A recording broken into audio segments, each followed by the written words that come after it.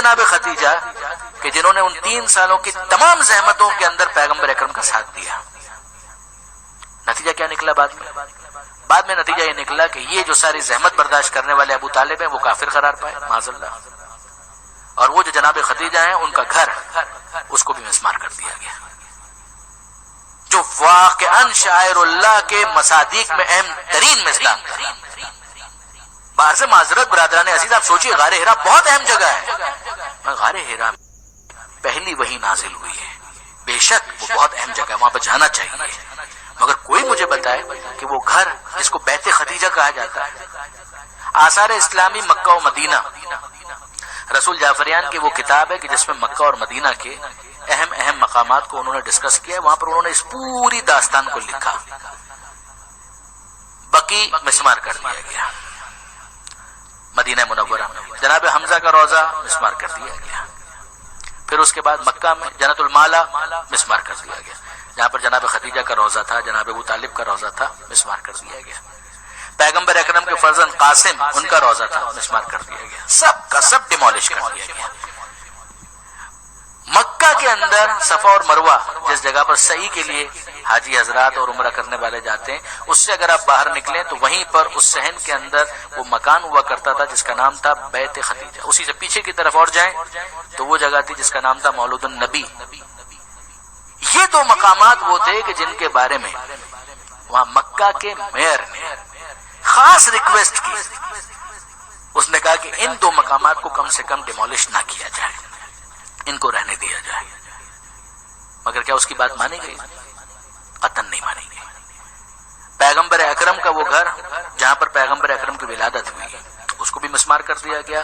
وہاں پر ایک یادگار کے طور پر لائبریری بنا دی گئی، وہ بھی پتہ نہیں کب ڈیمولش کر دی جائے، خدا بہتر جانتا ہے. اور جو جناب خدیجہ کا گھر تھا اس گھر کے اب کوئی آثار موجود نہیں، وہاں پر فرش بنا دیا گیا. یہ جو بیت خدیجہ ہے تاریخی اعتبار سے اس کی کیا اہمیت ہے؟ جناب خدیجہ کی رہائش تھی، بے شک پیغمبر اکرم نے جناب خدیجہ کے اس گھر کو یہ شرف عطا کیا کہ شادی کے بعد خود بھی اسی گھر میں آ کر رہنے لگے. پیغمبر اکرم نے اسی کو سکونت کے طور پر اختیار کیا، بیت خدیجہ. اسی گھر میں جناب خدیجہ اور جناب پیغمبر نے اپنی زندگی کو آگے بڑھایا، اور اسی گھر کا ایک دوسرا نام قرار پایا مولد فاطمہ. جناب سیدہ کی ولادت اسی گھر میں ہوئی کہ جس کو مسمار کر دیا گیا، جس کا نام تھا بیت خدیجہ. اسی گھر کے اندر آپ پڑھیے، آپ کو ملے گا ایک جگہ تھی جس کا نام تھا قبۃ الوحی، جو میں نے کہا کہ غار حرا میں ایک مرتبہ وحی نازل ہوئی ہے، اور بے شک وہ بہت اہم مقام ہے. مگر یہ جناب خدیجہ کا مقام کتنی مرتبہ جناب جبریل یہاں پر آئے اور کتنی مرتبہ پروردگار عالم کا پیغام پہنچایا، کوئی حساب کتاب نہیں. آپ سنیے، یا ایھا المدثر قم فانذر وربک فکبر وثیابک فطہر، کیا بیک گراؤنڈ ہے؟ جب پیغمبر اکرم غار حرا سے آئے ہیں تو کس گھر میں آئے؟ جناب خدیجہ کے گھر میں آئے، اور وہیں پر انہوں نے کہا کہ اے خدیجہ مجھے ایک چادر اڑا دو، ایک کمبل اڑا دو. جناب خدیجہ نے اڑا دیا، اور پھر اس کے بعد پروردگار عالم نے اس وحی کو نازل کیا جو یا ایھا المدثر کے ذریعے سے، اے کمبل کے اوڑھنے والے، اے چادر کے اوڑھنے والے، قم فانذر، کھڑے ہو جائیے، اب تو کام کا وقت آ چکا ہے حبیب. وربک فکبر وثیابک فطہر، کتنی مرتبہ وحی نازل ہوئی. پھر اس کے بعد اسی گھر کو یہ شرف حاصل ہوا کہ پیغمبر اکرم نے جناب خدیجہ کی وفات کے بعد بھی اسی گھر کو اپنی سکونت کے لیے برقرار رکھا. شب ہجرت جب پیغمبر اکرم مکہ سے روانہ ہو رہے ہیں، آپ نے اکثر یہ واقعہ سنا ہے کہ پیغمبر اکرم نے اپنے بستر پر جناب امیر کو سلایا. وہ مکان کون سا تھا؟ وہ یہی جناب خدیجہ کا مکان تھا، بیت خدیجہ. اسی مکان کے گرد یہ سارے مشرکین، یہ سارے کافرین ننگی تلواریں لے کر کھینچ کر کھڑے ہوئے تھے. یہیں پر امیر المومنین نے رات گزاری، اور پیغمبر اکرم ان سب کے سامنے سے گزر گئے. امیر المومنین نے اپنے آپ کو فدیہ بنایا پیغمبر اکرم کا. کس جگہ پر؟ بیت خدیجہ. ہاں، اسی بیت خدیجہ میں وہ رات بھی آئی کہ جو جناب خدیجہ کی زندگی کی آخری رات تھی. اور جناب سیدہ، بچپنے کا زمانہ ہے، بچپنا ہے جناب سیدہ کا.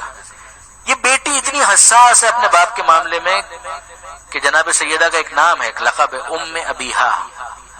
کہہ رہے اس نے تو بیٹی ہو کر اپنے باپ کا ویسے خیال رکھا کہ جیسے ماں اپنی اولاد کا خیال رکھتی ہے. یہ اتنی حساس ہے، ام ابیہا ہے، اور وہ دیکھ رہی ہے کہ میری ماں کے جس نے میرے بابا کے لیے، دین کے لیے اتنی قربانیاں عطا کی، اب وہ اس کے جانے کا وقت آ گیا ہے، اس کی روح پرواز کرنے والی ہے. جناب خدیجہ کی وفات ہوئی. جناب خدیجہ شہادت بھی کہہ سکتے ہیں. 3 سال شیب ابی طالب کے اندر جو سختیاں بیوی نے برداشت کی ہیں، بلکہ بعض علماء تو یہاں تک کہتے ہیں کہ وہیں پر غذا کی قلت کے بعد یہ کیفیت ہو گئی تھی کہ ایک جڑی بوٹی کو بطور غذا استعمال کیا جس کے اندر بظاہر زہر تھا، کہ جس کا نتیجہ یہ نکلا کہ جناب خدیجہ کی صحت گرتی چلی گئی. اور پھر وہ شب آ گئی کہ جس کو یاد کرنے کے لیے آپ یہاں پر اس وقت موجود ہیں، کہ جناب خدیجہ سلام اللہ علیہا رخصت ہو رہی ہے، اس دنیا سے جا رہی ہے. پیغمبر اکرم اپنے سامنے دیکھ رہے ہیں کہ یہ میری محسنہ، یہ اسلام کی محسنہ، یہ اسلام کو پالنے والی ہے، جس نے اپنی دولت اسلام کی نظر کر دی، وہ اس دنیا سے جا رہی ہے. کوئی پوچھے جناب ختمی مرتبت کے دل پر کیا گزر رہی تھی؟ ساری زندگی بعد میں جہاں سے بات شروع ہوئی تھی کہ پیغمبر اکرم نے یاد کیا ہے، حکم پروردگار تھا کہ اما بنعمت ربک فحدث، اے حبیب جو آپ کے رب کی نعمت آپ کے اوپر آئی ہے آپ اس کو بیان کرتے رہیے. لہذا پیغمبر اکرم جناب خدیجہ کو بعد میں ہمیشہ یاد کرتے رہے. یہ جناب خدیجہ کی وفات ہو رہی ہے، جناب سیدہ ساتھ میں بیٹھی ہوئی ہیں، کھڑی ہیں، آنکھوں میں آنسو بھی ہے. جناب خدیجہ کا جنازہ تیار ہوا، جنت المالا تک لے کر جانا ہے. درمیان میں سوق اللیل وہ بازار پڑتا ہے کہ جس کے آثار بھی اب تو ختم ہو گئے. اس بازار سے گزار کر پیغمبر اکرم اس جنازے کو لے کر گئے. جناب امیر بھی ساتھ میں ہیں، بعض جو قریبی ساتھی ہیں وہ بھی ساتھ میں ہیں، اور جناب ختمی مرتبت جنت المالا میں اپنی اس محسنہ زوجہ کو دفن کر کے واپس آئے. وہاں گھر میں اسی بیت خدیجہ میں آپ کی اور میری شہزادی جناب سیدہ منتظر ہے. یاد تو آ رہی ہے ماں کی. پیغمبر اکرم کو دیکھا کہ جنازہ لے کر گئے ہیں اور تنہا واپس آئے تو سوال تو پوچھنے کا حق بنتا ہے نا، بابا یہ تو بتائیے میری ماں کہاں ہے، بابا یہ تو بتائیے میری ماں کو کہاں لے گئے. اب آپ دیکھیے کہ واقعاً جناب سیدہ جب یہ جملہ کہہ رہی ہیں تو پیغمبر اکرم کیا کریں گے؟ سینے سے لگائیں گے، سر پر ہاتھ رکھیں گے شفقت بھرا اور کہیں گے فاطمہ پریشان مت ہو، کیا ہوا؟ اگر ماں نہ رہی تو کیا ہوا، میں تو موجود ہوں. اسی طریقے سے اگر کسی کی ماں اس دنیا سے رخصت ہو جائے، کسی کا باپ اس دنیا سے رخصت ہو جائے، اسی طرح سے اسے دلاسا دیا جاتا ہے نا. مگر اے فاطمہ زہرا آپ پھر بھی خوش نصیب ہیں کہ اگر گھر سے ماں کا جنازہ نکلا ہے تو اتنی محبت کرنے والا رحمت للعالمین باپ سر پر ہاتھ رکھنے کے لیے موجود ہے. مگر بی بی کیا آپ نے کربلا میں سکینہ کا حال نہیں دیکھا؟ کیا اس کی کیفیت سے آپ واقف نہیں ہیں؟ نہیں برادران عزیز، میں کوئی تفصیل بیان نہیں کرنا چاہ رہا جناب سکینہ کی، میں تو فقط آپ کے ذہنوں کو متوجہ کر رہا ہوں کہ واقعاً وہ بھی تو ایک انداز ہے کہ ادھر باپ کا جنازہ سامنے آ رہا ہے اور کوئی دست شفقت پھیرنے والا نہیں ہے بلکہ تماچے لگانے والے ہیں، گوشوارے چھیننے والے ہیں. مگر آئیے، نہیں میں یہاں پر آپ کو مزید نہیں روکوں گا، آگے بڑھیے. یہ جناب خدیجہ جن کے اتنے احسان ہیں، ایک اس بی بی کو فرض کریں اور ایک اس بی بی کو فرض کریں کہ جس کو پیغمبر کہا کرتے تھے یا امی بعد امی، اے میری ماں کے بعد میری دوسری ماں. وہ کون ہے؟ بنت اسد، جناب فاطمہ بنت اسد جو مولا کی والدہ ہیں، پیغمبر کی چچی ہیں. یہ خدیجہ کے احسانات یہ آپ کے سامنے ہیں. وہ جناب بنت اسد جنہوں نے پیغمبر اکرم کو پالا ہے، کہتے ہیں میری ماں کے بعد میری دوسری ماں. اور ان دونوں کی کیفیت کیا ہے؟ دیکھیں برادران عزیز، 2 روایتیں مجھ سے سنیے اور پھر میں آپ سے اجازت لے لوں. کتاب کا نام ہے بیت الاحزان، لکھنے والے ہیں شیخ عباس قمی. شیخ عباس قمی نے چھٹے امام کی یہ حدیث نقل کی. وہ کہتے ہیں کہ چھٹے امام نے آنسوؤں کے ساتھ ایک جملہ کہا کہ تمہیں معلوم ہے کہ قیامت کے میدان میں پہلا مقدمہ کس کا پیش کیا جائے گا؟ پہلا مقدمہ قیامت کے میدان میں کس کا پیش کیا جائے گا تمہیں معلوم ہے؟ چھٹے امام کہتے ہیں کہ وہ آنکھیں ٹھنڈی نہ ہو جو اس روایت کو سنے اور ان آنکھوں میں آنسو نہ ہو. آپ جانتے ہیں کہ میں سخت جملے کہنے کا عادی نہیں ہوں، مگر یہ چھٹے امام کے جملے ہیں بیت الاذان شیخ عباس قمی کہتے ہیں لوگوں نے کہا نہیں مولا ہمیں نہیں معلوم پہلا مقدمہ کس کا پیش ہوگا. ذہن میں آتا ہے نا کہ شاید علی اکبر کا مقدمہ پہلے پیش ہوگا, عباس کا مقدمہ پہلے پیش ہوگا, خود امام حسین کا مقدمہ پہلے پیش ہوگا, مگر نہیں. چھٹے امام کہتے ہیں پہلا مقدمہ زہرا کے اس لال کا پیش ہوگا جسے اس دنیا میں زندہ آنے کا بھی موقع نہیں ملا, وہ محسن کا مقدمہ ہوگا. اور محسن کا لاشا لے کر کون آئے گا؟ محسن کا لاشا لے کر آئیں گی جناب خدیجہ اور جناب بنت اسد. یہ دونوں بیویاں جن کا اسلام پر احسان ہے, رسول پر احسان ہے, یہ دونوں بیویاں اس ننھے شہید کا لاشا لے کر آئیں گی اور کہیں گی کہ اے پروردگار کیا زہرا کے اس لال کو دنیا میں آنے کا حق نہیں ملنا چاہیے تھا؟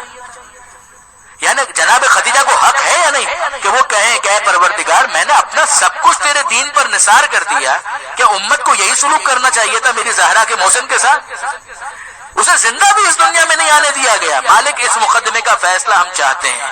جناب بنت اسد کہیں گی گویا کہ اے پروردگار تیرا حبیب مجھے اپنی ماں کہا کرتا تھا, میرے علی کے لال کے ساتھ یہی ہونا چاہیے تھا. جناب بنت اسد اور جناب خدیجہ یہ مقدمہ پیش کریں گے. مگر اب سوال ذہن میں آتا ہے کہ محسن کا لاشا تو زہرا کے ہاتھ میں ہونا چاہیے تھا. یہ مقدمہ یہ تو جناب سیدہ کو پیش کرنا چاہیے تھا. یہ جناب خدیجہ اور جناب بنت اسد یہ مقدمہ پیش کر رہی ہیں تو جناب سیدہ کیوں لے کر نہیں آئی؟ عزیزو یہ معمہ حل نہ ہوتا اگر مال ستین کی یہ دوسری روایت نہ ہوتی جو یہ بتاتی ہے کہ زہرا کے ہاتھ خالی کہاں ہیں. زہرا کے ہاتھ خالی کہاں ہیں؟ زہرا کے ہاتھوں میں پہلے ہی کچھ موجود ہے, اور وہ کیا ہے؟ روایت کا جملہ یہ ہے کہ اذا کان یوم القیامہ, کہ جب قیامت کا دن ہوگا, واشتد الامر علی الناس, اور لوگوں پر معاملہ بہت سخت ہو جائے گا.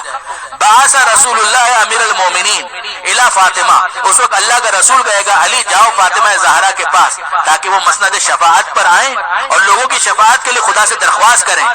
اس وقت مولا آئیں گے اور جناب سیدہ سے کہیں گے مد دخرت لاجل هذا المقام, اے زہرا یہ امت کی شفاعت کا موقع ہے, کوئی سامان شفاعت بھی ہے, کچھ سامان شفاعت بھی ہے.